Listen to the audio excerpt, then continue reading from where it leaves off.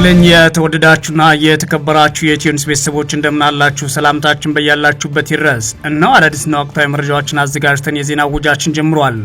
ከኢትዮኒውስ መረጃዎች ጋር አብራችሁን ትቆዩ ግብዣችን ነው። በቅድሚያ አማርስ ዜናዎቹ አስቀድማለሁ። የቀድሞ የኢትዮጵያ እስልምና ጉዳዮች ምክር ቤት ፕሬዝዳንት ተቀዳሚ ሙፍቲ ስርዓተ ቀብራቸው ዛሬ ተፈጸመ። ተቀዳሚ ሙፍቲ ሀጂ ዑመር እንድሪስ ባደረባቸው ህመም በሕክምና ሲረዱ ቆይተው ጥቅምት 9 2018 አርፈዋል። የኢትዮጵያ ኦርቶዶክስ ተዋሕዶ ቤተክርስቲያን ፓትርያርክ ብፁዕ ወቅዱስ አቡነ ማትያስ ለአረጋዊ አባት የያዘ መግለጫ ያወጡ ሲሆን ይህንን የድካም ዓለም መገላገል ለእርሳቸው ረፍት ቢሆንም ለአገር ግን ታላቅ ጉዳት ነው ብሏል። የአማራ ፋኖ ብሔራዊ ኃይል አፋባ በበኩሉ በማንነታቸው በአብይ አህመድ በእርጅና ዘመናቸው የተገፉ ልዩ አባት ናቸው ብሏቸዋል። ይህን በተመለከተ ዝርዝር አዘጋጅተናል። በአማራ ክልል የተለያዩ አካባቢዎች ፋኖ ኃይሎችና በአገዛዙ ጦር መካከል የሚደረገው ውጊያ ዛሬም ቀጥሏል። የፋኖ ኃይሎች በከፈቱት ውጊያ በርካታ የአገዛዙ ወታደሮች መገደላቸውን ይፋ አድርገዋል። የአገዛዙ ጦር የልዩ ዘመቻዎች እዝ ምክትል አዛዥ ሜጀር ጀነራል አበባው ሰይድ በበኩላቸው ከህወሓት ጋር እየተባበሩብን ነው ሲሉ ተናግረዋል። በዝርዝር እናየዋለን። በኢትዮጵያ እየተባባሰ የመጣውን የፖለቲካ የጸጥታና የኢኮኖሚ ቀውስ ለመፍታት በሰላማዊ መንገድ ላይ የተመሰረተ የሽግግር ማዕቀፍ እንዲኖር በውጭ ሀገር ተጠየቀ። በኔዘርላንድስ አምስተርዳም በኢትዮጵያ እየተባባሰ የመጣውን የፖለቲካ የጸጥታና የኢኮኖሚ ቀውሶች ዙሪያ ያተኮረ ስብሰባ ተካሂዷል የተባለ ሲሆን የአብይ አህመድ ስርዓት ለመተካት የሚደረጉ ጥረቶች ላይ ውይይት መደረጉ ተሰምቷል። ዝርዝር ይዘናል። እስራኤል በጋዛ ላይ የአየር ድብደባ ከፈጸመች በኋላ ወደ ተኩስ አቁም ስምምነቱ መመለሷን አስታወቀች። የእስራኤል ጦር ውርለት ሐማስን ስምምነቱን በግልጽ ጥሷል ማለት የአየር ድብደባ ከፈጸመ በኋላ በጋዛ የተኩስ አቁም ተግባራዊ ማድረግ ዳግም እንደሚጀምር አስታውቋል። በተለያዩ አካባቢዎች የአየር ድብደባ የተፈጸመባት ፍልስጤምና የጋዛ ነዋሪዎች ደግሞ አሁንም እስራኤል ድጋሚ ወደ ጦርነት ገባች የሚል ፍርሃት ውስጥ ገብተዋል ተብሏል። አብራችሁ ውስጥ ቆዩ። እነዚህና ሌሎች ትሰማላችሁ። መልካም ቆይታ ያውላችሁ።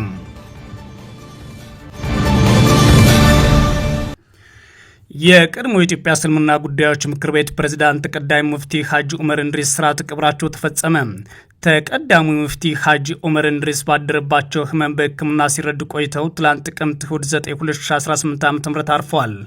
የኢትዮጵያ ኦርቶዶክስ ተዋሕዶ ቤተክርስቲያን ፓትርያርክ ብፁዕ ወቅዱስ አቡነ ማትያስ ለአረጋዊ አባት የያዘ መግለጫ ያወጡ ሲሆን ይህንን የድካም ዓለም መገላገል ለእርሳቸው ረፍት ቢሆንም ለአገር ግን ታላቅ ጉዳት ነው ብሏል። የአማራ ፋኖ ብሔራዊ ኃይል አፋባ በበኩሉ በማንነታቸው በአብይ አህመድ በእርጅና ዘመናቸው የተገፉ ልዩ አባት ነበሩ ብሏል። ከኢትዮጵያ ሃይማኖት መሪዎች መካከል በተለያዩ እምነት ዘንድ ተከታዮች ዘንድ ተወዳጅነትና ተከባሪነት ያተረፉት የሀጂ ሙፍቲ ዑመር ህልፈት ከተሰማ በኋላ በማህበራዊ ሚዲያና በተለያዩ አማራጮች የያዘ መግለጫዎች በስፋት እየተጋሩ ነው። ተቀዳሚ ሙፍቲ ሀጂ ዑመር እንድሪስ የተወለዱት ግንቦት 1929 ዓ.ም በወቅቱ አጠራር ወሎ በሚባል ክፍለ ሀገር ነው። ከልጅነታቸው ጀምሮ የእስልምና ትምህርቶችን እየተከታተሉ ያደጉት ሀጂ ዑመር ወደ አዲስ አበባ የመጡት በደሴ ጀምረውት የነበረውን የሃይማኖት ትምህርት ለመቀጠል እንደሆነ ታሪካቸው ያሳያል። ወደ አዲስ አበባ መጥተው ከተለያዩ መምህራኖቻቸው የሚፈልጉትን የሃይማኖት ትምህርት ከተከታተሉ ዋዳ በአንዋር መስጅድና በመስጅድ ኑር እንዲያስተምሩ ተመድበው ነበር ይላል ቢቢሲ። ተቀዳሚ ሙፍቲ ሀጂ ዑመር በተለያዩ ስፍራዎች በመመረጥ ሙስሊሙን ህብረተሰብ በቅነት ሲያገለግሉ መቆየታቸውን ጠቅሷል። የኢትዮጵያ ኦርቶዶክስ ተዋሕዶ ቤተክርስቲያን ፓትርያርክ ብፁዕ ወቅዱስ አቡነ ማትያስ በተቀዳሚ ሙፍቲ ሀጂ ዑመር እንድሪስ ህልፈት የተሰማቸውን ሐዘን ከገለጹ ኢትዮጵያውያን መሪዎች መካከል አንዱ ናቸው። ይህ የድካም ዓለም መገላገል ለእርሳቸው እረፍት ቢሆንም ለአገር ግን ታላቅ ጉዳት ነው ብለዋል። ብፁዕ ወቅዱስ አቡነ ማትያስ እግዚአብሔር በየዘመናቱ ሀገርን ያለ መካሪ ህዝብን ያለ ዘካሪ አይተውም ያሉ ሲሆን ለዚህም ምስክሩ ታላቅ አረጋዊ የበሳል አእምሮ ባለቤት ሀገርን የሚወዱ ህዝባቸውን የሚያከብሩ የተጠቁትን ወዳጅ የትውልዱ አባት የሆኑት የክብር ዶክተር ተቀዳሚ ሙፍቲ ሀጂ ዑመር እንድሪስ ነበሩ ብለዋል። ኢትዮጵያ በጣት ከሚቆጠሩ አረጋውያን አፈማር ከሆኑ መሪዎቿ መካከል አንዱ የሆኑት ለመወደድ የታደሉትን የዘመናችን ጌጥ አጥታለችም ነው ያሉትም። ይህም የድካም ዓለም መገለል ለእርሳቸው ረፍት ቢሆንም ለአገር ግን ታላቅ ጉዳት ከመሆኑም በላይ እድሜን ከጥበብ ጋር ያዋሃዱ በሁሉም ዘመን አይገኙምና ሀዘናችን ጥልቅ ነው ብለዋል ብፁዕ ወቅዱስ አቡነ ማትያስም። በእምነታቸው የከበሩ በአባትነታቸው ብዙዎችን ያፈሩ በእውቀታቸው ብዙ የቸሩ ልዩ አባታዊ ገጽታና ስብናን ያሳዩ ታላቅ የሃይማኖት መምህርና አባት በሁላችንም ዘንድ የተወደዱ ክቡር ዶክተር ሀጂ ዑመር እንድሪስ ወደ አኬራ ሂደዋል ያለው ደግሞ የአማራ ፋኖ ብሔራዊ ኃይል አፋባ ባወጣው የሀዘን መግለጫ ነው። አፋባ አብይ አህመድ በማንነታቸው ምክንያት በአደባባይ ምሎ ክህደት የፈጸመባቸው ብሎ የገለጻቸው ሲሆን የመጨረሻ ዘመናቸውን ከቅሬታ አሳልፈዋል ብሏል። የሁሉም ኢትዮጵያዊ ደግ አባት ተቀዳሚ ሙፍቲ ዶክተር ሀጂ ዑመር እንድሪስ ወደ አኬራ መሄድ የብዙ ወገኖቻችን ልብ የሰበረ ነው ያለው አፋባ የሀገራችን ዋርካና የሁሉም አባት የነበሩት ተቀዳሚ ሙፍቲ ሀጂ ኡመር እንድሪስ በሙስሊሙም በክርስቲያኑ ኢትዮጵያዊ ሁሉ በክብርና በሞገስ ሲታወስ የሚኖሩ ደግ አባት ናቸው ብሏል። ተቀዳሚ ሙፍቲ ሀጂ ኡመር እንድሪስ ከእምነት አባትነታቸው ከነበራቸው በረከት ባሻገር በሀገር ወዳድነታቸውና በርኅሩህ አባታዊ ግብራቸው የአማራን ሕዝብ የሞራል ልዕልና ያሳዩ በመሆናቸው ትውልዱ ሲዘክራቸው ይኖራል ብሏል። በተጨማሪም የብልጽግናው ጠቅላይ ሚኒስትር አብይ አህመድ፣ የብልጽግናው ፕሬዝዳንት ታዬ አጽቀሥላሴ፣ ከንቲባ አዳነች አቤቤና ሌሎችም ሀዘናቸውን ገልጸዋል። በአማራ ክልል የተለያዩ አካባቢዎች የፋኖ ኃይሎችና በአገዛዝ ጦር መካከል የሚደረገው ውጊያ ዛሬም ቀጥሏል። የፋኖ ኃይሎች በከፈቱት ውጊያ በርካታ የአገዛዙ ወታደሮች መገደላቸው ይፋ አድርገዋል። የአገዛዙ ጦር የልዩ ዘመቻዎች እዝ ምክትል አዛዥ ሜጀር ጀነራል አበባው ሰይድ በኩላቸው ከህወሓት ጋር እየተባበሩብን ነው ሲሉ ገልጸዋል።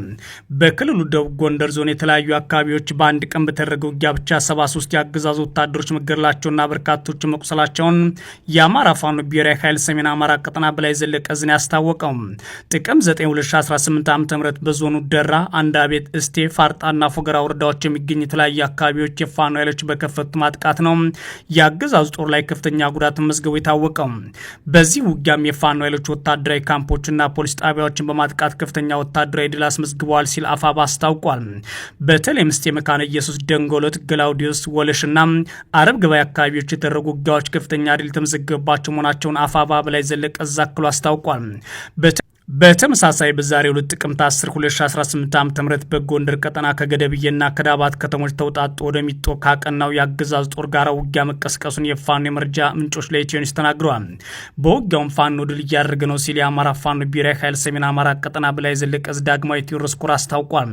አፋባ አያይዞም ወደሚጦ ተንቀሳቅሶ ውጊያ የከፈተ የአገዛዝ ጦር ወደኋላ በመሸሽ ላይ ነው ብሏል። በወሎ ቀጠና በቀጠለ ውጊያ የፋኖ ኃይሎች ምዕራብ ወሎ ገነት የከተማ አቅራቢያ በነበረ የአገዛዙ አድማ ብተና ላይ ከፍተኛ ጉዳት ማረሳቸውን የመረጃ ምንጮች ተናግረዋል።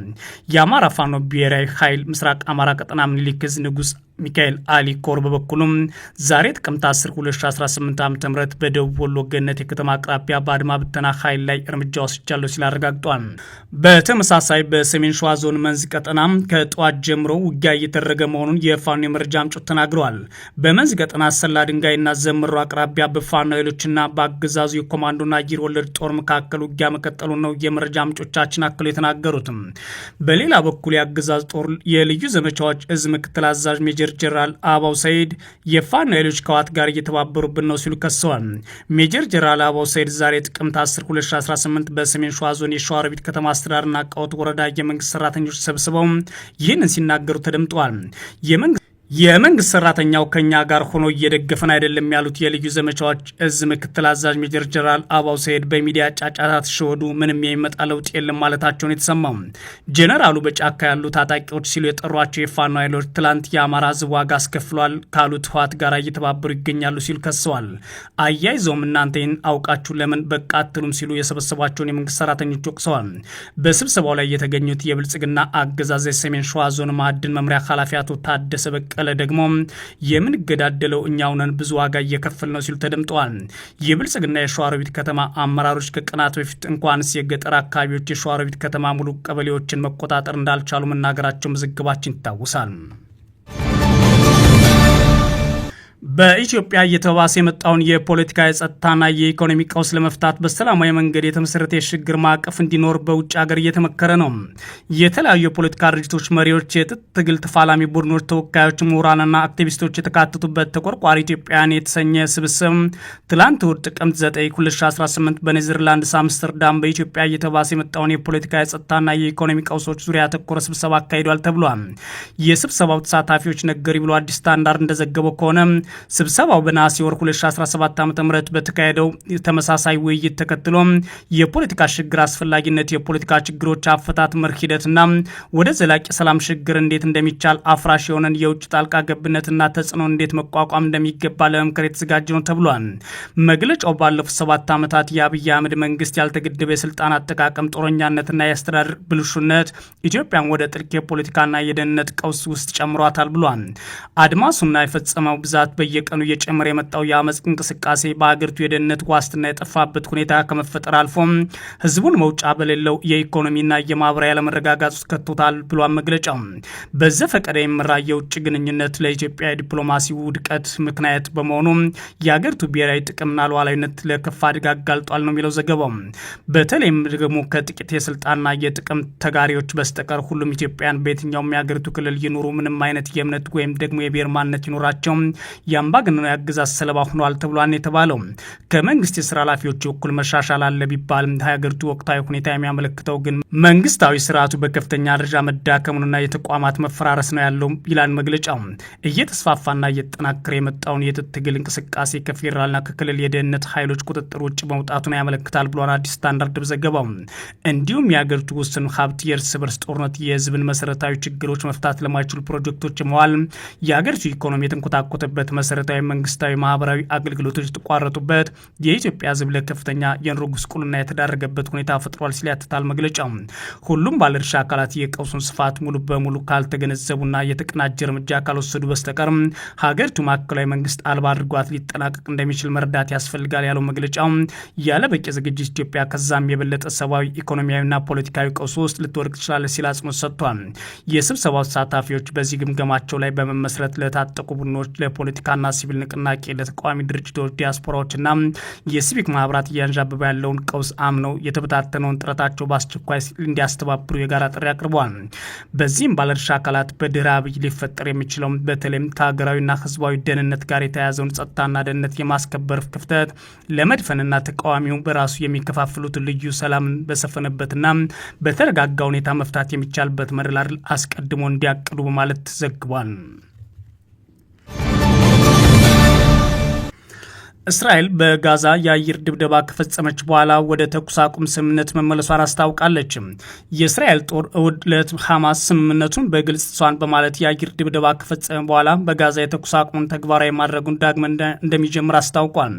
በደቡባዊ ጋዛ የአየር ድብደባ የተካሄደው በራፋህ ወደሚገኙ ወታደሮቹ አሸባሪው ጸረ ታንክና ሚሳኤል እንዲሁም ጥይት ተኩሰው 2 ወታደሮች ገድለዋል ካለ በኋላ ነው። ሐማስ ግን በእስራኤል ቁጥጥር ስር ባሉ አካባቢዎች ስለተፈጠረው ግጭት ምንም እውቀት እንደሌለው አስታውቋል። እስራኤል እሁድ ምሽት ላይ በጋዛ የሚገኙ የሐማስ ኢላማዎች መደብደቧን ያስታወቀች ሲሆን በጋዛ የሚገኙ የሆስፒታል ምንጮች ደግሞ በጥቃቱ 44 ሰዎች ተገድለዋል ብለዋል። ሐማስ ለተኩስ አቁሙ ተግባራዊነት አሁንም ቁርጠኛ መሆኑን አስታውቆ እስራኤል ግን ጥሰት እየፈጸመች ነው ማለት እንዲህ አይነት ጥቃቶች የተኩስ አቁሙን ሙሉ በሙሉ ወደ መፍረስ የሚገፉ ናቸው ሲል አስጠንቋል። የእስራኤል መከላከያ ኃይል እሁድ ማታ የተኩስ አቁሙ ዳግም ማክበር መጀመሩን ያስታወቀ ሲሆን ስምምነቱን እንደሚያከብር ነገር ግን ለየትኛውም ጥሰት ከበድ ያለ ምላሽ እንደሚሰጥ አስታውቋል።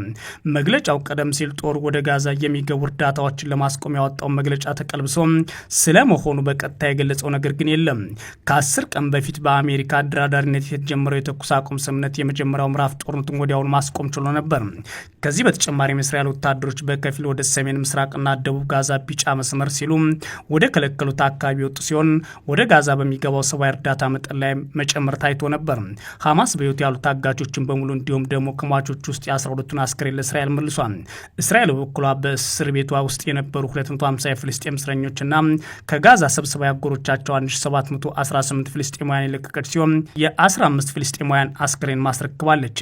ይህ የተኩስ አቁም ስምምነት ግን እሁድ ዕለት ፈተና ላይ ወድቆ ነበር ማለት ቢቢሲ ዘግቧል። የተወዳችሁና የተከበራችሁ የኢትዮ ኒውስ ቤተሰቦች መረጃዎቻችን እነዚህ ነበሩ። መልካም ጊዜ እመኛለሁ።